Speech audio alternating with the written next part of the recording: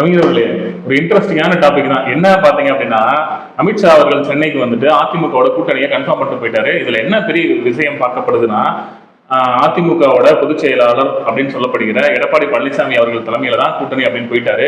ஆனா நம்ம மக்கள், அதாவது நம்ம கழக உடன்பிறப்புகள் வந்து வார்த்தைக்கு வார்த்தை மன்னிக்கவும், கழக உடன்பிறப்புனா அது வந்து திமுக போயிடும். கழக ரத்தத்தின் ரத்தங்கள் அப்படின்னு தான் சொல்லணும். ஏன்னா அப்பதான் கரெக்டா இருக்கும். ரத்தத்தின் ரத்தங்கள் அவங்க என்ன சொல்றாங்க அப்படின்னா, வார்த்தைக்கு வார்த்தை வந்து பிஜேபியோட கூட்டணி அமைக்க மாட்டோம் அப்படின்னு சொல்லிட்டு இப்ப பிஜேபி கூட்டணின்னு சொல்லிட்டு போயிட்டாங்க.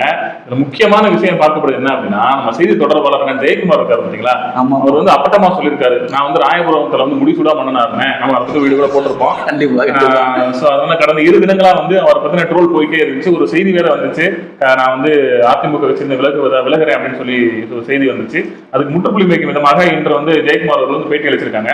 அந்த பேட்டியை பத்தி நீங்க வந்து கொஞ்சம் சொல்லுங்க. அந்த பேட்டியில என்ன சொல்லியிருக்காரு அப்படின்ற விஷயத்தை நீங்க சொல்லுங்க. அவரு என்ன சொல்லியிருக்காரு அப்படின்னா, எம்ஜிஆர் வழியில் அம்மா வழியில் அப்படின்னு சொன்னவர் எடப்பாடியார் வழியில்ன்றதை விட்டுட்டார். அந்த மேட்டர் உங்களுக்கு தெரியுமா? ஆமா ஆமா ஆமா, நான் பேட்டியில பார்த்தேன்.